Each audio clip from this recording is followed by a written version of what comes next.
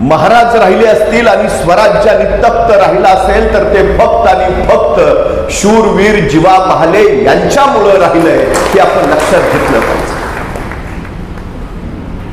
350 वर्षापूर्वी छत्रपती शिवाजी महाराजांनी स्वराज्य उभा केलं, पण हे कुणाच्या बळावर केलं? होतं कोण सोबतीला?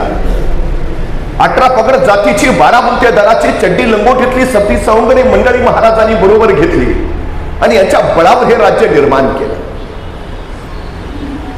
खरं तर 1645 ला महाराजांनी तोरणा घेतला, 1646 ला महाराजांनी राजगड ताब्यात घेतला.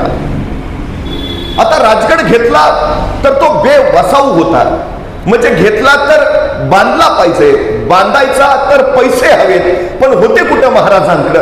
मग महाराज असं म्हटले का की घेतला राजगड तर बांधला पाहिजे, बांधला तर पैसे पाहिजेत, आहेत कुठं आपल्याकडं, मग कशाला घ्या, बघू पैसे आल्यावर.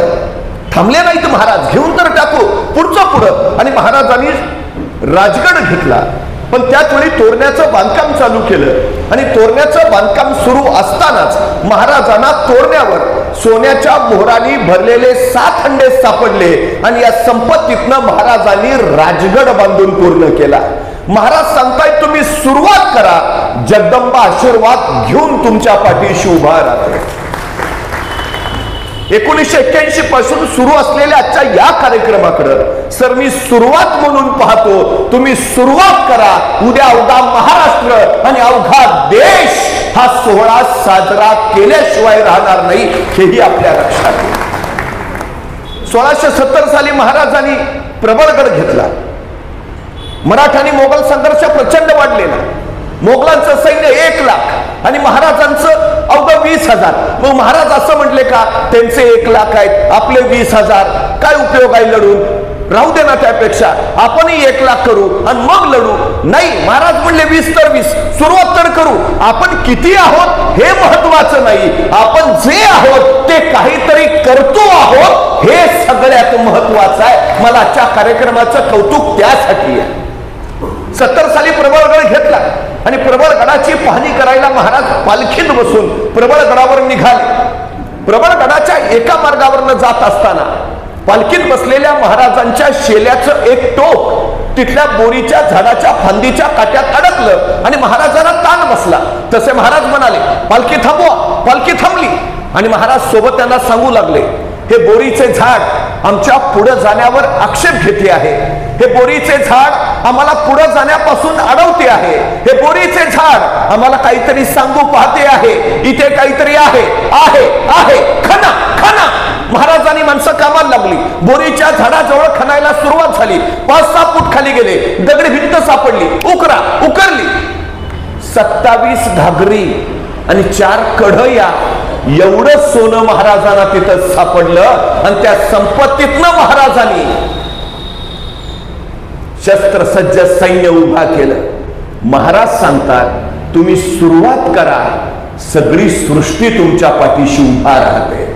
महाराजांच्या त्या विचारांवर चालत आयोजित झालेला खरं तर आजचा हा कार्यक्रम आहे. 13, 14, 15, 16 वर्षाची पोरं गोळा करावी, त्यांच्या पोरांच्या मनामध्ये स्वराज्याचा महामंत्र पेरावा. म्हणजे आपल्याकडं दिवाळीला मी किल्ले बनवतो, पण शिवरायांच्या मित्रमंडळींचे खेळ काय तर मातीचे किल्ले बनवायचे. हे मातीचे किल्ले बनवून झाले की महाराज सवंगड्यांना सांगायचे हे आपले किल्ले. महाराज कधीही हे माझे किल्ले म्हणालेले नाहीत, हे आपले किल्ले. आपलेपणाचा जो संस्कार आहे तो तिथून सुरू झाला. शिवराय एका गावात जत्रेच्या निमित्तानं गेले. गर्दी दाटले आणि याच गर्दीत अचानक महाराजांचं लक्ष गेलं एका 13-14 वर्षाच्या शेला टँगाच्या पोराकडं. विजेसारखं सळसळत होतं, हातातला दांडपट्टा विजेसारखा लखलखत होतं. महाराजांनी त्याच्या दांडपट्ट्याचा तो वेग बघितला, त्याच्या दांडपट्ट्याची नजाकत बघितली. पापणी लवते न लवते तोच चिंध्या उडवणारी त्याची करामत बघितली आणि महाराजांना वाटलं हा पोर आपल्याकडे हवा. हा पोर हवा. खेळ संपला, गर्दी पांगली.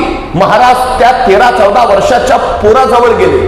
त्याला विचारलं, नाव काय रे तुझं? आणि ते पोर म्हणाल, जीवा महाला. येतोस आमच्याकडं? काय करावं लागेल जी? इथं जसा दांडपट्टा फिरवतो तसाच आमच्याकडून फिरवायचा. बस तो म्हणला येतो की आला, सामील झाला, जीवा महला स्वराज्याचा झाला. महाराजांची नजर विलक्षण आहे. माणसांची पारख आणि माणसांची निरख शिकावी ती महाराजांकडनं. महाराजांनी अशी एक एक एक एक एक एक रत्न गोळा करून ठेवली आणि त्या रत्नांवर स्वराज्याची विलक्षण जबाबदारी टाकली आणि या महाराजांच्या मावळ्यांनी ती जबाबदारी निलया पार पाडली. स्वराज्यात महाराजांच्या सोबत आलेले जीवा महाला पुढं तानाजी मालुसरेंचे जिगरी दोस्त झाले. त्याच्यानंतरच्या प्रत्येक मोहिमांमध्ये तानाजींसोबत तुम्हाला जीवा महाला दिसतीलच प्रत्येक ठिकाणी. याच पोराठोरांनी जर सह्याद्रीच्या मावळवाड्यामध्ये हर हर महादेवचा जागर केला आणि पाहता पाहता स्वराज्य स्थापित झालं. पण त्याच वेळी विजापूरच्या दरबारात मात्र कल्लोळ माजला. बडबेगम साहेबा कडाट कौन जाएगा कौन जाएगा आणि त्याच भाव वेळे उभा राहिला. खनिज गाचे या फुजल खान हम जाएंगे. शिवाजी राजे को जिंदा या मुर्दा आपके सामने पेश करेंगे. आणि विजापुरातून अफजल खान निघाला. महाराजांचं गुप्तेर खातं एवढं विलक्षण होतं. महाराजांनी माहिती मिळवली आणि गुप्तेर खात्यानं निरोप दिला. 40,000 फौजेनिशी अफजल खान विजापुरातून निघाला. खर तर आपण आपल्या समाजासाठी गावगाड्यामध्ये आपल्याला जी कामं नेमून दिली किंवा परंपरागत पद्धतीनं जी आली ती आम्ही करत राहतो. पण नाभिक समाज फक्त केश कर्तन केशभूषा याच्या पुरता कधीही मर्यादित नव्हता. महाराजांच्या गुप्तेर खात्याची नावं इतिहासाला माहिती नाहीत आणि तेच महाराजांच्या गुप्तेर खात्याचं सगळ्यात मोठं यश आहे की ते गोपनीय राहिलं हवं. पण महाराजांच्या गुप्तेर खात्यामध्ये नाभिक समाजाची अनेक मंडळी कार्यरत होती हे आपण लक्षात घेतलं पाहिजे. गुप्तेर म्हणून त्यांनी अनेक ठिकाणी आपली जबाबदारी पार पाडलेली आहे. आयुर्वेदाचार्य म्हणूनही नाभिक समाजातल्या अनेक मंडळींनी काम केलं. एवढंच नाही तर लढाया झाल्यानंतर स्वराज्याचे सैनिक जखमी व्हायचे त्यांचा उपचार नाभिक समाजातलीच मंडळी करायची हेही आपल्याला माहिती असायला हवं. त्यामुळे स्वराज्यामध्ये प्रचंड मोठा वाटा आपल्या समाजाचा आहे हेही आपण लक्षात घेतलं पाहिजे. महाराजाला कळालं अफजल खान येतो आहे आणि महाराजांच्या नियोजनाला सुरुवात झाली. तुम्ही काम कसं करता हेही महत्वाचं नसतं, तुम्ही तुमच्या कामाचं नियोजन कसं करता हे फार आणि फार महत्वाचं आहे. 50 वर्षाचं आयुष्य आहे महाराजांचं, पण या 50 वर्षाच्या आयुष्यात एकही घटना अशी नाही, एकही प्रसंग असा नाही की ज्याचं महाराजांनी नियोजन केलं नाही. अहो ते जाऊ द्या, आईच्या गर्भात असतानाच ज्यांच्या आयुष्याचं नियोजन ठरलंय असे जर कुणी महापुरुष या सृष्टीत जन्माला आले असतील तर छत्रपती शिवाजी महाराजांशिवाय दुसरं नाव नाही. जन्माला यायच्या आधीच ठरलंय का जन्माला यायचं आहे, जन्माला यायच्या आधीच ठरलंय जन्माला येऊन काय करायचं आहे. 50 वर्ष एकही घटना नाही ज्याचं महाराजांनी नियोजन केलं नाही. महाराजांच्या आयुष्यात एक आणि एकमेव घटना ज्याचं राजांनी नियोजन केलं नव्हतं ती म्हणजे महाराजांचा मृत्यू. फक्त त्याचंच नियोजन केलं नव्हतं. पण खान येतोय असं कळालं आणि महाराजांच्या नियोजनाला आरंभ झाला. महाराजांनी आपल्या हस्तकांकरवी अफजल खानाचा हत्ती विष देऊन मारला. हत्ती मेला हे खरं, पण हत्ती कसा मेला हे मात्र खानाला कळालं नाही. पण तत्कालीन काळात स्वारीवर जाणाऱ्या सरदाराचा हत्ती मरणं म्हणजे प्रचंड मोठा अपशकुन. अफजल खानाचा हत्ती मेला तसं त्याच्या सैनिकांचं पुरतं मानसिक खच्चीकरण झालं. हत्ती मेला ना संपलं, आता काही परत येत नाही. सैनिकांचं नव्हे स्वतः खानाचंही मानसिक खच्चीकरण इतकं झालं की विजापुरातनं बाहेर पडतानाच त्याने आपल्या 64च्या 64 बायकांना बुडवून मारलं. का? परत येऊ का नाही खात्री नाही आणि परत आलो नाही तर आपल्या पश्चात आपल्या बायकांचं काय. तुम्ही कधी विजापूरला गेलात तर विजापुराच्या बाहेरच त्याच्या 64 बायकांची थडगी तुम्हाला दिसतील. महाराजांनी निर्माण केलेल्या भीतीचा हा परिपाक होता. हे नियोजनानं साधलं होतं. पराभव पहिल्यांदा रणात होत नाही, पराभव पहिल्यांदा मनात होतो. जी माणसं मनानं पराभूत असतात रणात जिंकूच शकत नाहीत, आणि जी माणसं मनानं जिंकलेली असतात रणात पराभूतच होत नाहीत. खानाला रणात पराभूत करायचं आहे ना, मग आधी मनात पराभव झाला पाहिजे, आणि महाराजांनी तो केला. खान पुढे निघाला, पुढं पुढं. पण त्याच वेळी आणखी एक विलक्षण घटना घडली. महाराजांच्या राणी सरकार सईबाई राणी साहेबांचं निधन झालंय. महाराज दुःखात आहे, शोकात आहे. आणि त्याच वेळी महाराजांना बातमी मिळते, स्वराज्याचं सैतानी संकट अफजल खान स्वराज्याच्या दिशेनं घोंगावत येत आहे. महाराजांनी स्वतःचं दुःख बाजूला सारलं आणि महाराजांनी राजगड सोडला. राजे आले ते प्रतापगडावर. खानाची कोशिश चालूच होती.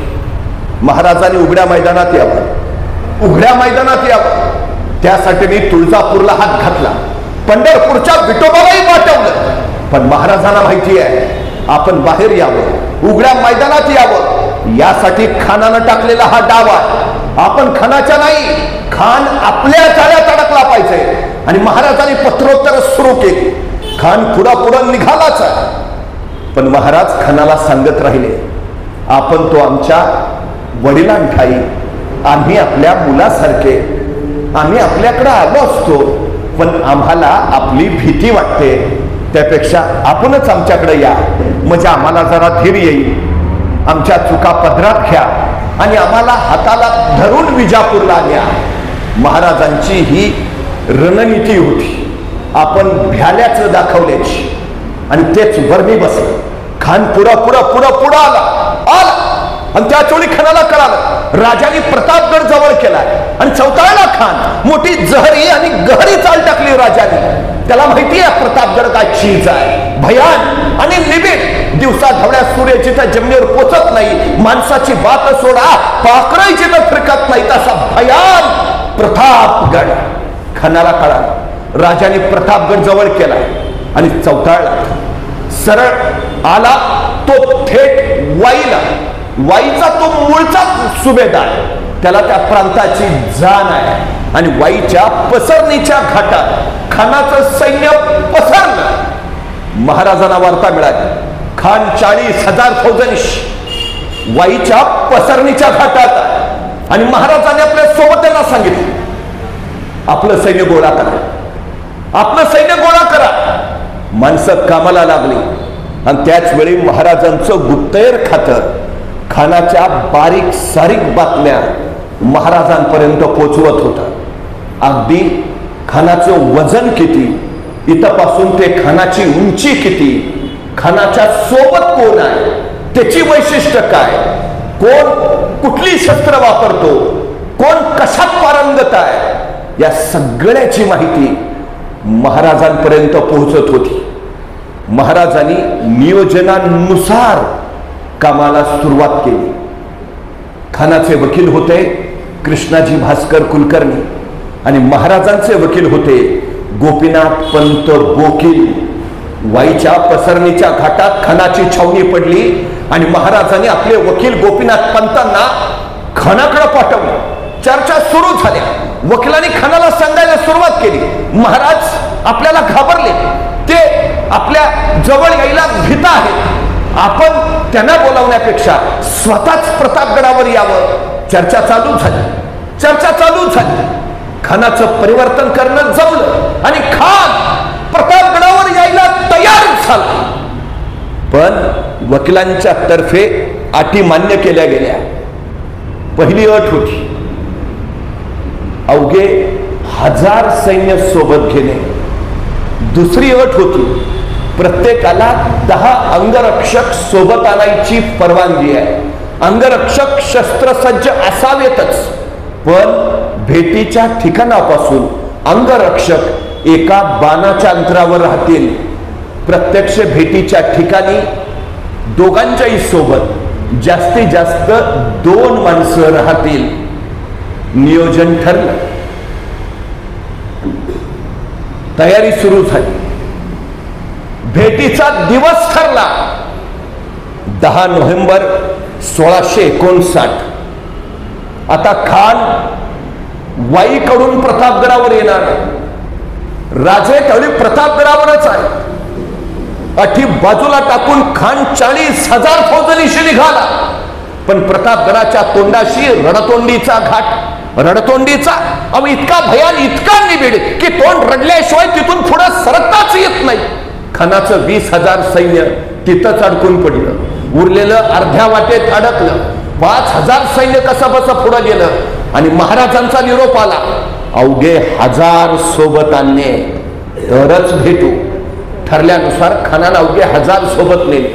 तेही ठरल्यानुसार लांब. धाम रक्षकांना घेऊन खान पुढे पोहोचला.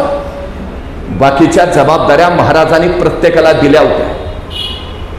प्रत्येक जण आपापल्या जबाबदारीनुसार वागत होता.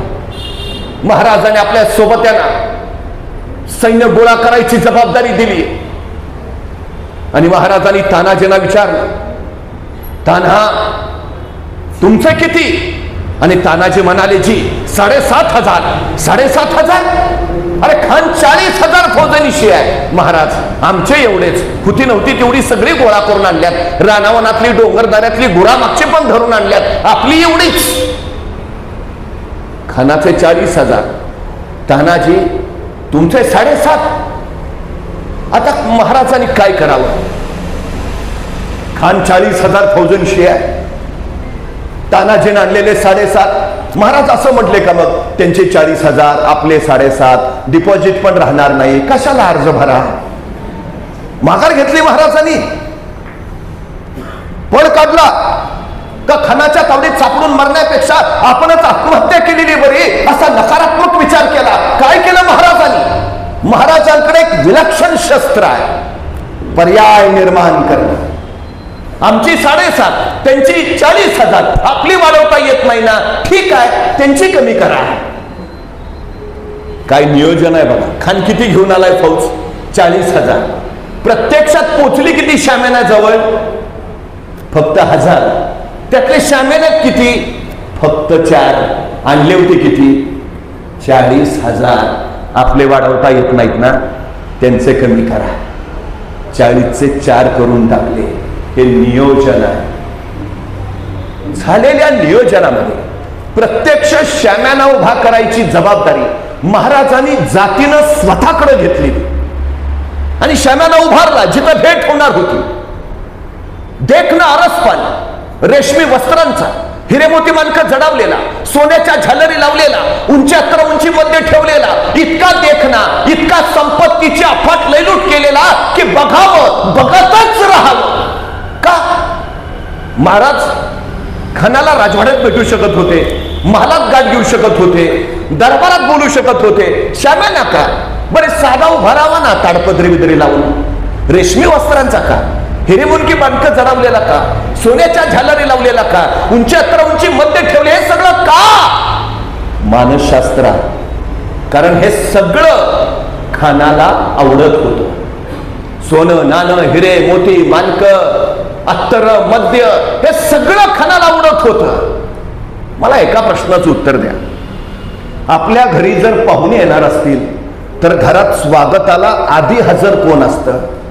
आपण का पाहुणे? आपण. आपल्या घरी पाहुणे येणार आहेत, स्वागताला आधी आपण हजर.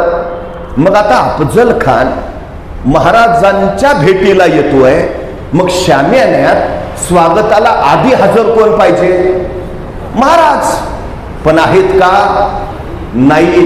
का नाही? पहिल्यांदा महाराज दिसून उपयोग नाही खानाला. पहिल्यांदा महाराज दिसले तर खानाचा राग तसाच राहील. जिंदा या मुर्दा पेश करतो. महाराज नव्हे, शाम्याना दिसला पाहिजे. हिरे मोती मानक, सोनं नाणं. आणि नेमकं तेच झालं. खानाने शाम्याना बघितला. हिरे मोती मानक, रेशमी वस्त्र, उंचात्र उंची मध्ये बघतच राहिला. भारावला. वा बहुत खूप. विसरला. कशाला आलतो? मानसशास्त्र आहे. बर एवढ्यात भारावलायच. तोपर्यंत गोपीनाथ पंत म्हणाले, हुजूर हे सगळं आपल्यासाठीच आहे, आपल्यालाच. म्हणजे भेट झाल्यावर खानानं घेऊन जायचंय सगळं, रेशमी वस्त्र, हिरे मोती मानकं, सगळंच. आता पुढच्या वेळेत अडचण काय झाली, आपल्यालाच आहे म्हणल्यावर खान बेरीजच करत बसला, हिरे किती आहेत, मोती किती आहेत, मग कसं न्यायचं. पुरता विसरला, आलोय कशाला, रागच गेला त्याच्या डोक्यातला. समोरच्याला गाफील करणं हे रणनीतीतलं सगळ्यात मोठं वैशिष्ट्य असतं. महाराजांनी मानसिक दृष्ट्या खान पुरता गाफील केला. अहो बघा ना, आपण रस्त्याने निघालोय, डोक्यात भयान राग आहे आणि रस्त्यानं चालता चालता चाललंय, तो नुसता दिसावाच आज नाही, तुडावला तर सांगतो, तो फक्त भेटावाच, बास, ठेवतच नाही, धुमसतच चाललोय. आणि असल्या रागात आपण निघालेलो असतानाच आपल्या वाटेत आपल्या अत्यंत आवडीची व्यक्ती येते आणि मग तिच्याकडे बघायच्या नादात आपण कुठं निघालेलो हेच लक्षात राहत नाही. तेच केलं महाराज. सोनं नाणं हिरे मोती मानकं बघायच्या नादात खान विसरला, आलोच कशाला. पण त्याच वेळी महाराजांचं पुढचं नियोजन, श्याम्याना कुठं आहे, प्रतापगडाच्या माचीवर. महाराज कुठून येणार आहेत, गडावरून खाली येणार आहेत. महाराजांनी भेटीचा वक्त ठरवला बरोबर दुपारी 12:35. आता 12:35 का, सूर्य बरोबर माथ्यावर येतो. आता सूर्य माथ्यावरच का, तर राजे गडावरनं निघाले तर सूर्याच्या त्या लक्क प्रकाशात खानाची छावणी हालचाल स्पष्ट दिसावी. पण खानानं जर राजांकडे बघायचं म्हटलं तर सूर्याची किरण त्याच्या डोळ्यात घुसावी, त्याला काही दिसू नये. वक्त बरोबर 12:35 आणि त्याच वक्तीला राजांनी तयारी केली. आता सोबत कोण घेतलं इथं, तानाजी, बाजी, यसाजी, कोंडाजी, कडतोजी, चला सगळेच येऊ भेटून. कोणही यातलं, कुणी नाही यातलं. मग सोबत कोण घेतलं, सोबत घेतले जिवा महाला.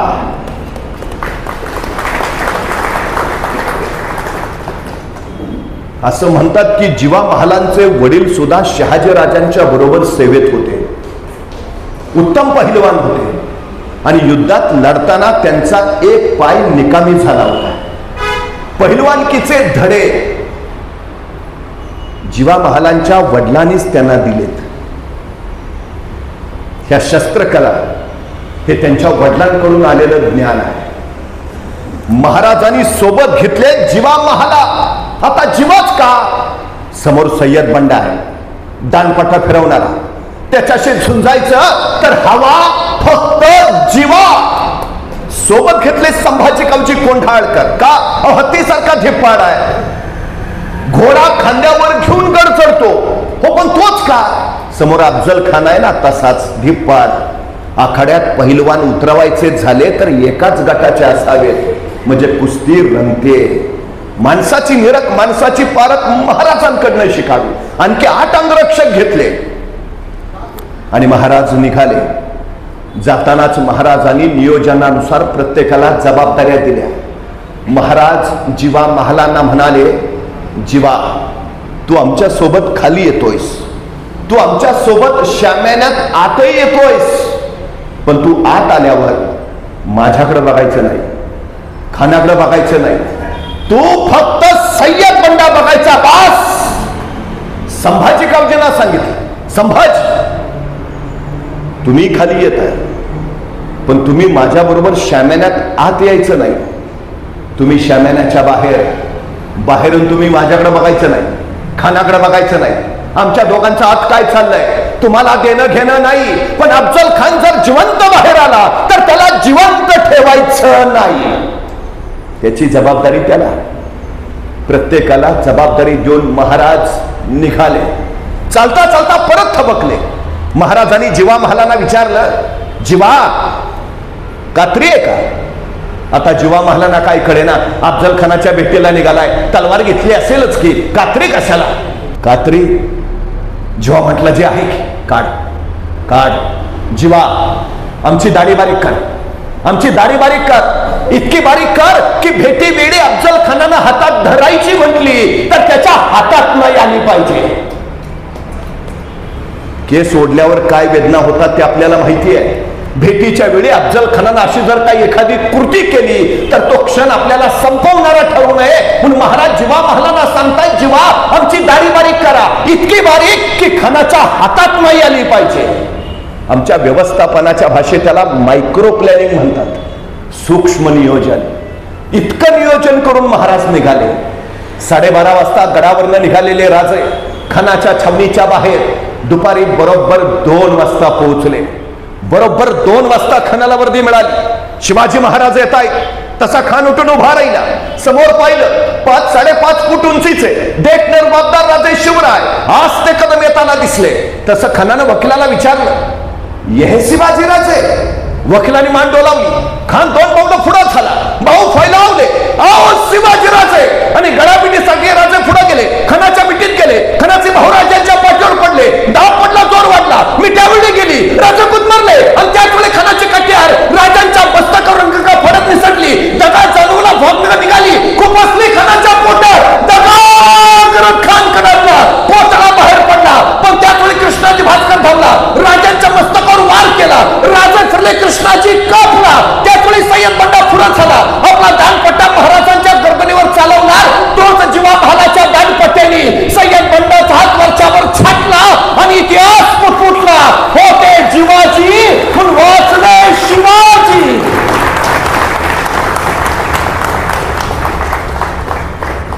एक विचार करायचा इथं.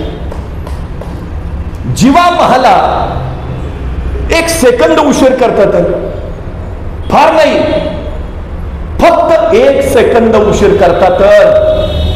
तर जिवा महालांच्या दांडपट्ट्यांनी सय्यद बंडाचा हात छाटला जायच्या ऐवजी सय्यद बंडाच्या दांडपट्ट्यांनी महाराजांचं मस्तक छाटलं गेलं असतं.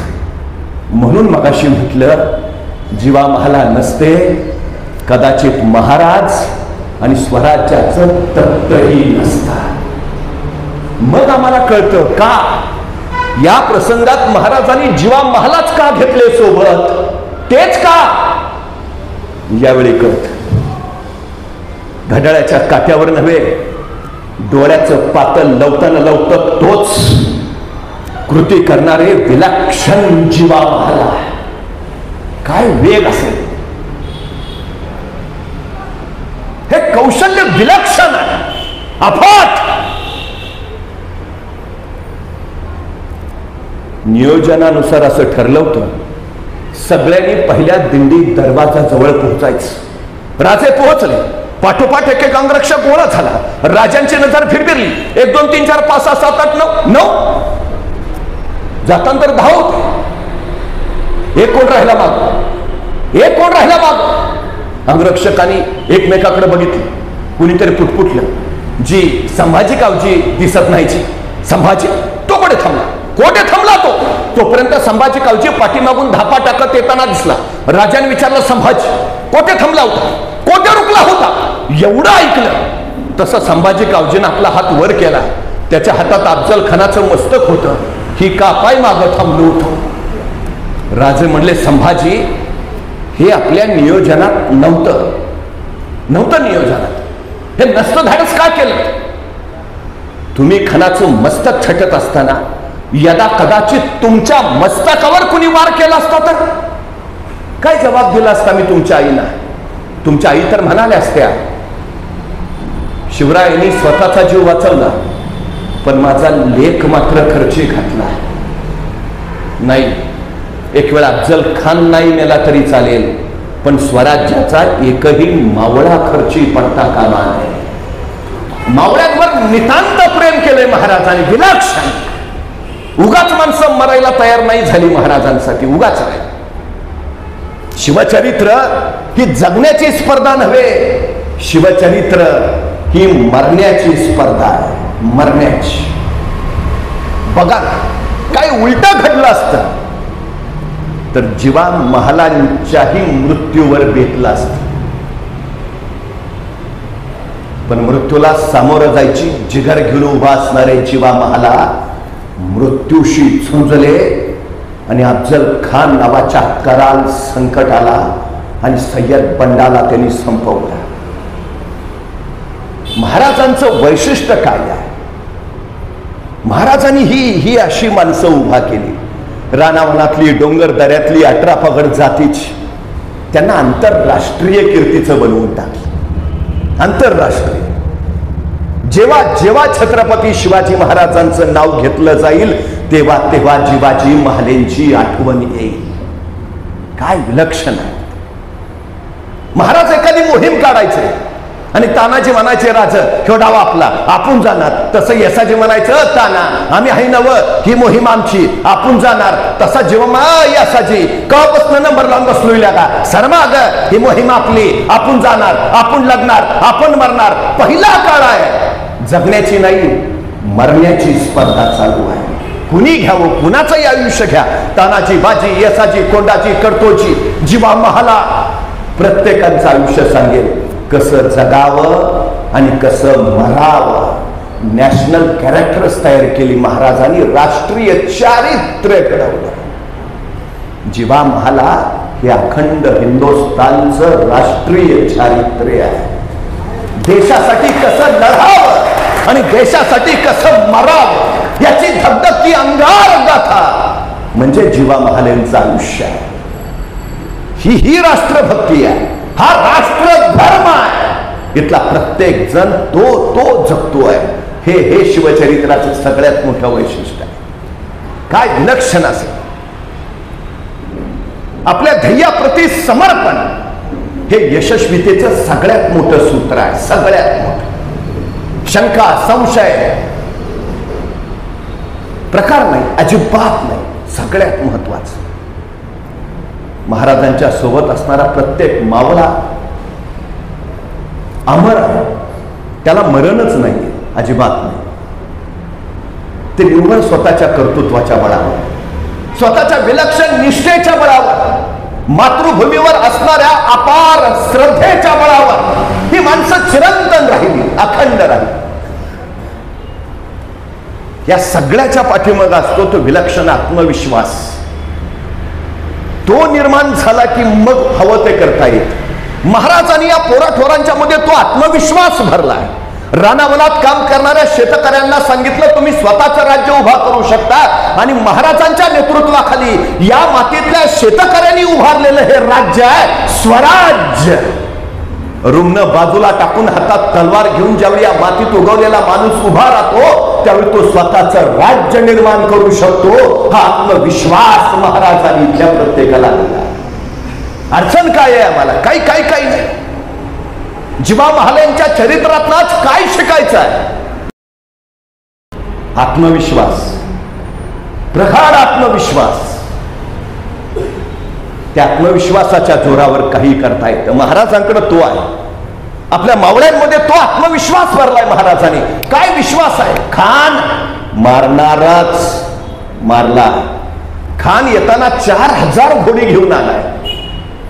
भले पडून जाण्यात 2000 घोडी यशस्वी होतील, पण या अफजल खान प्रकरणात आपल्याला 2000 घोडी मिळणारच आहेत. आणि मिळाली महाराजांना. पण आता नुसती घोडी मिळून उपयोग आहे का? ते घोडे चालवणारे प्रशिक्षित घोडेस्वार पण हवेत. नाहीतर घोड्याचा उपयोग काय? मी एखाद्याला विचारतो गाडी असते ना घरी मला चालवता येत नाही ना, उपयोग काय तुमच्या गाडीचा? मग 2000 घोडे मिळाले पण चालवणारे घोडेस्वार नसतील, उपयोग काय? नियोजन बघा महाराजांचं. 10 नोव्हेंबर 1659 2:30 वाजता खान मारलाय. पण 10 नोव्हेंबरच्या आधी 6 महिने महाराजांनी आपल्या 2000 लोकांना घोडेस्वारीचं शिक्षण देऊन प्रशिक्षित करून ठेवलंय. आणि त्यांना सांगितलंय 6 महिन्यानंतर 10 नोव्हेंबरला सायंकाळी 4 वाजता तुम्हाला घोडी मिळणार आहे, बुकिंग झालेलं आहे. हा आत्मविश्वास. खानाचं सारं मिळालं. जसे मराठे तुटून पडले, लंगडेतोड चालू झाली, खानाचं सैन्य पाठीला पाहिलं पळत सुटलं. त्यांची शस्त्र, तोफा, हत्ती, घोड्या, उंट सगळं मिळालं. स्वराज्याच्या मावळ्यांनी सगळं ताब्यात घेतलं. मला प्रश्न एक पडतो की 10 तारखेला हे सगळं विलक्षण घडलंय. स्वराज्यावरचं सैतानी संकट महाराजांनी परतवलंय, संपवलंय 10 तारखेला. 11 तारखेला महाराज कुठे असतील?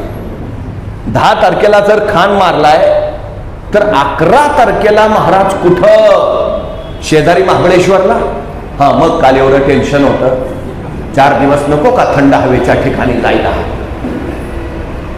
कुठं आहेत महाराज? अहो आमच्या पोराची नुसती 10वीची परीक्षा उद्या, तो लगेच घरात सांगतोय हो आता महिनाभर काय सांगायचं नाही. मग एवढं जीवावरचं संकट महाराजांनी उलटवलंय. 10 तारखेला 11 तारखेला महाराज कुठं आहेत? अहो 2:30 वाजता खान मारला, 6 वाजता मराठे परत शस्त्रसज्ज झाले, खानाचं शस्त्र साहित्य घेतलं, तयार फौज. 6:30 वाजता महाराज पोहोचले, 7 वाजता महाराजांनी घोड्यावर मान टाकली. त्याच दिवशी 2:30 ला खान मारतायत, 7 वाजता घोड्यावर मान टाकतायत, हर महादेवचा जगर आणि मराठा सैन्य सुसाट सुटलं. बघता बघता वाई प्रांत जिंकला, महाराज सातारा प्रांतात आले, सातारा प्रांत काबीज केला, महाराज कराड प्रांतात गेले, कराड प्रांत काबीज केला, महाराज वारणा नदीच्या खोऱ्यात पोहोचले, वारणा नदीचं खोरं जिंकलं, महाराज कोल्हापूर प्रांतात शिरले, कोल्हापूर प्रांत काबीज केला आणि 1 डिसेंबर 1659 महाराजांनी पन्हाळ्यावर भगवा फडकवला. म्हणजे उन्हापुऱ्या 20 दिवसात 2:30 वाजता खान मारतायत, 6 वाजता निघतायत 10 तारखेला आणि 1 डिसेंबरला पन्हाळ्यावर. 20 दिवसात 200 किलोमीटर आणि 18 किल्ले एवढा प्रांत महाराजांनी काबीज केलाय. म्हणजे अफजल खान मेल्याची बातमी विजापूरला कळायच्या आत आदिलशाहीचा कोल्हापूर पर्यंतचा प्रांत महाराजांनी जिंकलाय, ही बातमी विजापूरला ऐकायला लागली. विजयाचा एक उन्माद पुढच्या कैक लढतींसाठी प्रेरणा देणारा ठरतो. अफजल खानावरचा विजय महाराजांनी प्रेरणा म्हणून वापरला आणि विजापूरला बातमी कळायच्या आत 200 किलोमीटरचा प्रांत महाराजांनी काबीज केला. पण तोपर्यंत महाराजांच्या पराक्रमाची, जीवा महालांच्या पराक्रमाची कीर्ती चहो दिशांना पसरली होती, चहो दिशांना. अज्ञानदास, यमाजी शाहीर अफजल खानाच्या वधाच्या, महाराजांच्या पराक्रमाचे पोवाडे सह्याद्रीच्या दऱ्याखोऱ्याला ऐकवत होते. जीवा महालांचा पराक्रम चोहो दिशांना पोहोचवत होते. महाराज पन्हाळ्यावर पोहोचले. अफजल खानावरचा विजय हा निव्वळ अफजल खानावरचा विजय नव्हता, तर आपण आपलं राज्य निर्माण करू शकतो या रयतेच्या विश्वासावर मिळवलेला तो विजय होता. अशक्य काही नाही आता अजिबात. महाराज पन्हाळ्याला पोहोचले आणि मग त्याच पन्हाळ्याच्या पायथ्याच्या खेडेगावातली काही तरणीबाण जिगरबाज पोरं याच प्रेरणेनं स्वराज्यात सामील झाली. त्यातच एक जण होता जीवा महालांच्या पराक्रमानं थरावून उठलेला आणि आपणही असं काहीतरी केलं पाहिजे. आपले भाऊ स्वराज्यासाठी बलिदान द्यायला तयार आहेत, लढायला तयार आहेत, मरायला तयार आहेत, आपणही केलं पाहिजे. त्याच प्रेरणेनं पन्हाळ्याच्या पायथ्याच्या खेडेगावातली काही तरणीभान पोरस महाराजांना पन्हाळ्यावर जाऊन भेटली, आम्हालाही स्वराज्यात घ्या. त्यातच एक जण होता पन्हाळ्याच्या नेबापूर गावचा जीवा महालांचा विलक्षण पराक्रमाचा चाहता शिवा काशीद. तोही महाराजांच्या स्वराज्यात सामील झाला. नाव राजांचंच शिवा, दिसायचा हुबहू राजांसारखा, चालणं बोलणं राजांसारखं, मिशी ठेवणार राजांसारखी, दाढी राखणार राजांसारखी, डोक्यात एकच नाद, जगावं तर वाघासारखं आणि लढावं तर शोभांसारखं. दुसरं सुचतच नव्हतं त्याला. पण त्याच वेळी सिद्धी जव्हरचा 65,000चा वेढा पन्हाळ्याला पडला. राजे अडकले. नेताजी पालकर, सिद्धी हिलाल सिद्धी वावानी छापा मारला, पण बळ तोकडा पडलं. नेताजींना माघार घ्यावी लागली आणि राजाला कळून चुकलं. शक्तीपेक्षा युक्तीचा वापर केला पाहिजे आणि त्या दिवशी राजांनी बोलावणं धाडलं. नुकतीच ओळख झालेल्या, नव्यानं स्वराज्यात आलेल्या आणि हुबहू आपल्यासारख्या दिसणाऱ्या या शिवा काशीदना. शिवा येथे झाले. राजा बोलावणं धाडलं जी, हो शिवा, शिवा तू आमच्यासारखा दिसतो असं आम्ही खूप ऐकून आहे शिवा. आज आम्हाला प्रत्यक्ष बघायचा आहे. तसा शिवा हरकला. राजा तालोजी झपाट्याने आत गेला, राजांचा वेश परिधान केला, राजांचा जिरटोप मस्तवर चढवला आणि राजांसारखाच मिशाला पीळ मारित राजांच्या सामने आला. राजा कसा दिसतो जी आणि बघत राहिले राजे. शिवा शिवा, अरे आरशात आमचंच प्रतिबिंब पाहिल्याचा भास होतोय शिवा. राज म्हणजे ते सिद्धी आम्हाला ओळखायचा नाही. आणि स्तब्ध निस्तब्ध झाले राजा. शिवा, तुला कसं कळलं आम्ही तुला आमचं रूप देऊन सिद्धीच्या भेटीला पाठवणार ते? तसा शिवा म्हटला, राज एवढं दिस तुमच्या संगती राहिलो तो काय उगाव आहे? तुमच्या काळजाचं ठोकं बी काय सांगते ती कळतं आम्हासनी. राज राज राज द्या की येडा, जातो की, लढतो की, भेटतो की जाऊन त्या सिद्धीला. तसे राजे सरदेशी पुढे गेले. शिवाला कडकडून मिठी मारली आणि राजांच्या डोळ्यातला एक अश्रू शिवाच्या पाठीवर पडला. अशी कौतुकाची थाप कधी कुणाच्या पाठीवर पडलीच नव्हती. सज्जता झाली. त्याच वेळी चाल ठरली. सिद्धीला निरोप धाडला. आम्ही तहकारला तयार आहे. सिद्धी आनंद आहे. आखिर आई गया दक्खन का शेर सिकंदर में, अब दिखाएंगे अल्लाह ताला की मेहरबानी. कैद में आ गया शेर. आणि महाराजांचं रूप घेतलेले शिवा काशीत सिद्धीशी तहाची बोलणी करायला पालखीत बसून निघाले. त्याच वेळी पन्हाळ्याच्या पश्चिमेकडून त्या वादळी रोरावत्या पावसामध्ये बांधल फौज आणि बाजीप्रभूंना सोबत घेऊन महाराज विशाळगडाच्या रोखाला निघाले. सिद्धी वाट बघत होता. पालखी येताना दिसली. सिद्धी पुढे झाला. आओ शिवाजीराजे. पालखीचा पडदा सरकला.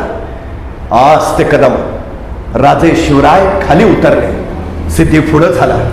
गळाभेट घेतली. चलिये राजे. आणि राजांची पावलं शामण्याच्या दिशेनं पडू लागली.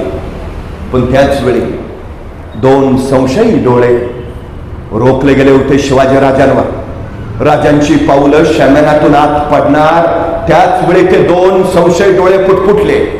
ये शिवाजीराजे नाही हो सकते. आणि थबकला सिद्धी. ज्ञानात नंगे तलवार लकलकली. सब दिशी चालली. रक्ताची चिलकांडी यात्रेचा कल्लोळ उडाला. शिवा रक्ताळला व्याकुळला आणि सिद्धी विचारता झाला, सच बता तू ये शिवाजीराजे? आणि कडाडला शिवा, अरे हा मैं ही हूं शिवाजीराजे. मग मात्र सिद्धी वळाला त्या दोन संशयी डोळ्याकडे. ते दोन संशयी डोळे होते फाजल खानाचे, अफजल खानाचा मुलगा. सिद्धी ने विचारलं, कैसे कह सकते हो ये शिवाजी राजे नहीं है? तसा फाजल खान म्हणाला, हुजूर मैंने देखा है शिवाजी राजे को. अफजल खान वदाच्या मी बघितलं शिवाजी राजांना. त्यावेळी झालेल्या झटापटीमध्ये राजांच्या मस्तकावर तलवारीचा वार झालाय. हे जर खरे शिवाजी महाराज तर यांच्या मस्तकावर तलवारीच्या वाराची ती खून पाहिजे. तसा सिद्धी झपटल्यासारखा पुढे झाला. शिवाच्या मस्तकावरचा जिरटोप मागे सरला. मस्तकावर वाराची खून नव्हती. शिवा सापडला. नंगे तलवार लकलकली. सब दिशी चालली. रक्ताची चिलकांडी यात्रेचा कल्लोळ उडाला. अखेर शमशेर अली गर्दनीवर. सिद्धी विचारता झाला, मरने से पहले आखिरी बार पूछता हूं, सच बता तू ये शिवाजी राजे? आणि कडाडले शिवा, अरे जन्माला जरी शिवा काशीत म्हणून असलो तरी मरताना शिवाजी महाराज म्हणून मरतोय. हे भाग्य काय कमी आहे का? महाराष्ट्राच्या मातीत उभा असतो. इथाच माती करू. आमच्याच वाटेवर येऊन आमच्याशीच वाटमारी करणाराची त्याच्या वाटेवर जाऊन वाट लावल्याशिवाय आम्ही आमच्या वाटेवर परतत नाही. हा इतिहास आहे आमचा. पण तोपर्यंत सिद्धीची शमशेर फिरली. शिवाचं मस्तक छाटलं आणि रक्ताला शिवा मातीत पडला. स्वराच्यासाठी समर्पित. मला राहून राहून आश्चर्य वाटतं. 6 महिन्याची ओळख आहे. 6 महिने शिवाकाशीत स्वराच्यात येऊन झाले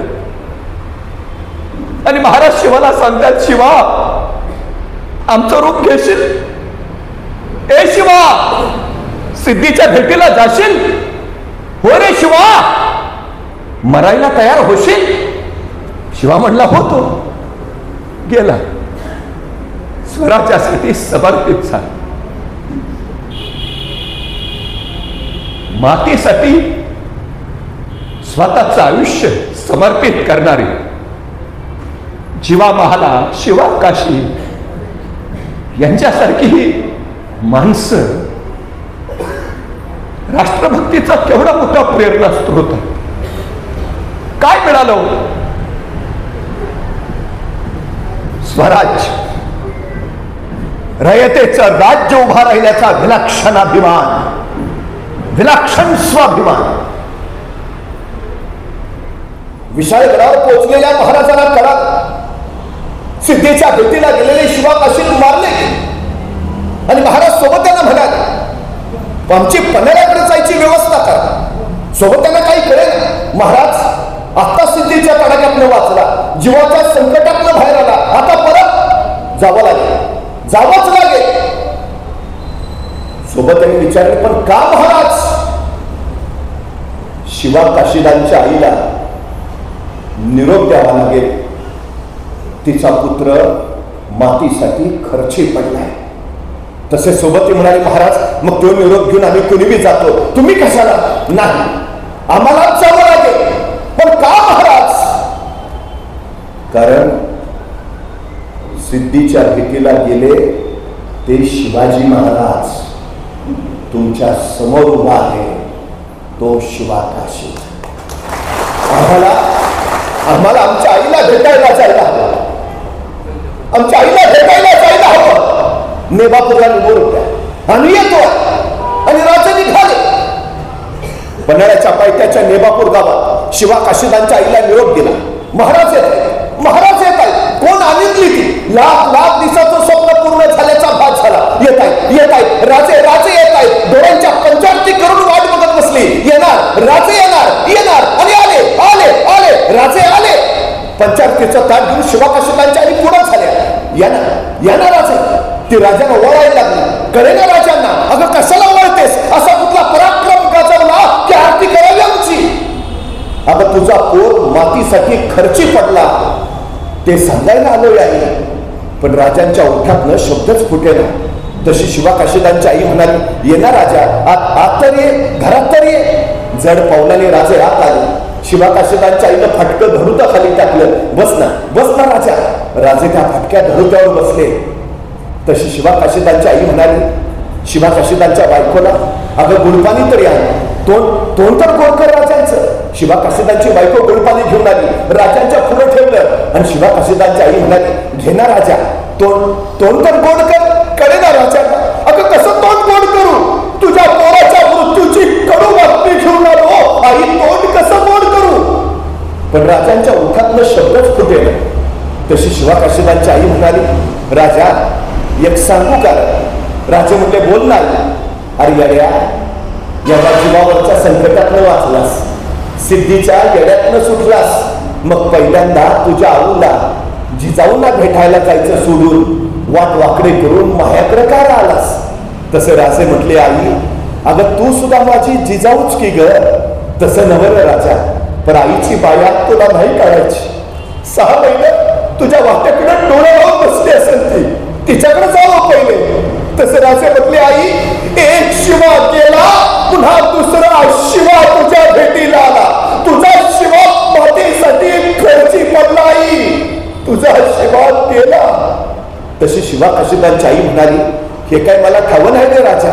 आणि चमकले राजा, आणि तुला कसं कळलं? तुला कसं कळलं? अगं तो निरोप घेऊन तरी इथवर आलो, तुला कसं कळलं? तशी शिवा काशीदांची आई म्हणाली, अरे येड्या, गावच्या दिवशी तू येताना तुला बघितला, तेव्हा तू एकलाच दिसला, तेव्हाच कळलं माझा शिवा चित्ता नाही राहिला. अरे माझा शिवा चित्ता असता तर आता तुझ्या संगी नसता आला. कळे ना राजा, म्हणजे आपला पोर मातीसाठी खर्ची पडणार हे माहिती असून तू माझं हसत हसत स्वागत केलंस, मला आरतीने ओळखलंस. आपला पोर गेला हे माहिती असून तू मला तोंड गोड करायला सांगते. धन्य धन्य आई, धन्य. मातीसाठी गेला पोर तुझा, देशासाठी गेला. एवढं ऐकलं आणि मग मात्र शिवा काशीदांच्या आईच्या डोळ्यातलं खळगळ खळगळ पाणी उखळायला फुटका फुटला. तसं राजे म्हटले, आई शोकावर आई, पण शिवा काशीदांच्या आईचा हुंदका थांबे ना. तसं राजे म्हणाले, आई एकुलता एक पोर गेल्याचं दुःख काय असतं ते आम्हास कळतंय, पण शोकावर. तसे ताडकन शिवा काशीदांची आई म्हणाली, कोण म्हटलं राजा माझा लेक गेला म्हणून मी रडते? कोण म्हटलं माझा शिवा मेला म्हणून मी रडते? राजा माझा शिवा गेला म्हणून नाही, त्या देवानं मला एकच लोक का दिला म्हणून रडते म्या. आणखी 4 लोक दिला असतं तर आता तुझ्या संगी स्वराज्य कार्य नसतं झालं. माझा लोक गेला म्हणून नाही, त्या देवानं मला एकच लोक का दिला म्हणून रडते म्या. आणखी 4 दिला असतं तर आता तुझ्या संगती स्वराज्य कार्य घडलं असतं. एवढं ऐकलं तशी शिवा काशीदांची बायको म्हटली, आत्याबाई असं का म्हणता? तुम्हाला एकच लोक, मग म्या राज माझं धनी नसत्याला राहिलं, पण माझ्या धन्याच्या जागी म्या लढीन राज. आणि ताडकन उठलं राजे, धन्य धन्य ज्या माझ्या स्वराज्यात तुमच्यासारख्या माता भगिनी, त्या माझ्या स्वराज्याला शौर्य वीरांची कधी कमीच नाही पडणार. या मातीत शौर्यवीर जन्माला आले ते मातेच्या अशा संस्कार. मातीसाठी गेला, आयुष्य धन्य करून गेला, पण एकच का दिला? आणखी 4 असतं तर दिला असताना स्वराज्य कार्य घडलं. स्वातंत्र्याचं झपाटले पण काय असतं ते इथल्या मातांनी दाखवले. अनेक माताने आपली पोरं दिली, अनेक बहिणीने आपले भाऊ दिले आणि अनेक पत्नींनी आपल्या कपाळावरचं कुंकू दिलंय. त्या असंख्यांच्या त्यागातून बलिदानातून तर हे स्वराज्य उभा राहिले. ही माणसं होती म्हणून इतिहास घडला, म्हणून हे स्वराज्य आणि म्हणून हा जय जयकाराचा झाला. धोम धरणात गेलेलं कोंडवली हे जीवा महालांचं धाव आता ते स्थलांतरित झाले. ज्या मातीमध्ये जीवा महाला वाढले असतील, बागडले असतील, खेळले असतील, त्या मातीत साठलेला पाण्याचा डोह आता असंख्यांची शेती फुलवतो. त्यागानं माती कशी पुनीत होते याचं हे उत्तम उदाहरण आहे. जीवा महालांच्या मोठ्या भावाचं नाव तानाजी, थोरल्या मुलाचं नाव सीताराम. ही परंपरा अखंडित आहे. कधी मुंबईला गेला तर मुंबईच्या एका रस्त्याला जीवा महालांचं नाव दिलंय, त्याला जीवा महाला रोड असं म्हटलं जातं. महाराष्ट्राच्या राजधानीवर अनेक संस्थांना जीवा महालाची नावं दिली. अनेक संस्था जीवा महालांच्या नावे पुरस्कार देतात. जी पराक्रम गाजवणारी मंडळी आहे, जी अफाट काम करणारी मंडळी आहे, त्यांना जीवा महालांचा पुरस्कार देऊन त्यांना प्रेरणा दिली जाते. किती भाग्यवान आहे हो आपण त्या समाजात जन्माला, ज्यांनी या स्वराज्यासाठी आपलं धगधगतं बलिदान दिलं. उद्याच्या पिढीपर्यंत हा इतिहास पोहोचला पाहिजे. आमचे पूर्वज काय पराक्रमी होते हे उद्या त्यांना कळालं पाहिजे, तर ते उद्या नवा पराक्रम घडवतील, नवा इतिहास जागवतील. इतिहासामध्ये जीवा महालांच्या पराक्रमाच्या पुढे अनेक लढाई आहेत. ज्या सिंहगडावर उदयवानशी झुजता झुजता तानाजी धरातीर्थी पडले, त्या लढाईमध्ये जीवा महालांनी अफाट पराक्रम गाजवला. अशा कितीतरी लढाया, कितीतरी पराक्रम. खरं तर समाजातले अनेक वीर असतील, फक्त तो प्रसंग पन्हाळ्याचा म्हणून शिवा काशीद आमच्या समोर आले. एक प्रसंग अफजल खानाचा, तो इतिहासातला विलक्षण प्रसंग म्हणून जीवा महालांच्या समोर आले. पण असे कितीतरी असंख्य प्रसंग असतील की जे लिहिले नाही गेले, पण ज्याच्यामध्ये आपल्या समाजातल्या अनेक वीरांनी स्वतःचं बलिदान दिलं असेल, कर्तृत्व गाजवलं असेल, प्रचंड मोठं काम केलं असेल. आध्यात्मिक क्षेत्रामध्ये विठुरायाची भक्ती करणाऱ्या संत सेना महाराजांपासून ते जीवा महाले शिवा काशीदांपासून स्वातंत्र्य लढ्यामध्ये लढणाऱ्या स्वातंत्र्यवीर भाई कोतवालांपर्यंत आणि त्याच्यानंतरच्या संयुक्त महाराष्ट्राच्या चळवळीत ते आतापर्यंत असंख्य लोकांनी या देशासाठी समाजासाठी आपलं योगदान दिलंय. आम्हाला ती परंपरा पुढे नेता आली पाहिजे. हा जय जयकार त्यासाठी आहे. त्यासाठी आमच्या उद्याच्या पिढीवर ते संस्कार व्हावे आणि काळानुसार बदलत नवे नवे आयाम स्वीकारत आता नव्या विश्वात आम्ही पावलं टाकली पाहिजे. तुम्ही कोण आहात महत्वाचं नाही, तुम्ही कोण बनणार आहात ते महत्वाचं आहे. तुम्ही काय करता ते महत्वाचं नाही, पण त्याचा राष्ट्राला समाजाला किती उपयोग ते फार आणि फार महत्वाचं आहे. मला खात्री आहे डॉक्टर सुरेश गायकवाड यांच्या लेखणीनं जिवा महालांचं अवघं चरित्र कादंबरीच्या रूपानं लोकमानसांसमोर आणलं. शंकर भाऊंनी उपनगराध्यक्ष म्हणून या शहराची सेवा केली. अशी सगळी मंडळी वेगवेगळ्या क्षेत्राप्रांतात काम करतायत. आपणही आता नव्या पिढीला वेगवेगळ्या क्षेत्रामध्ये वेगवेगळ्या प्रांतामध्ये नव्या भराऱ्या घेण्यासाठी प्रेरणा दिली पाहिजे. नव्या कला नवशास्त्र नव्या शाखा स्वीकारून आता पुढे गेलं पाहिजे. गावाच्या सीमा ओलांडल्या पाहिजे, राज्य ओलांडून गेलं पाहिजे. नवे साता समुद्रात पल्याड आम्ही पोहोचलं पाहिजे आणि देशामध्ये जगामध्ये आमच्या कर्तृत्वाचा ध्वज आम्ही फडकावला पाहिजे. कारण जिवा महाला शिवा काशी यांचं बलिदान फक्त तेवढ्यापुरतं मर्यादित नव्हतं, तर ते पिढ्यानपिढ्यांना एक नवी वाट दाखवणारं आणि नवा प्रकाश देणारं होतं. आजच्या या जयंती सोहळ्याच्या निमित्तानं मी या शूरवीर जिवा महालेंना विनम्र अभिवादन करतो. आपल्या सगळ्यांना या जयंती सोहळ्याच्या शुभेच्छा देतो आणि आपल्या सगळ्यांची रजा देतो.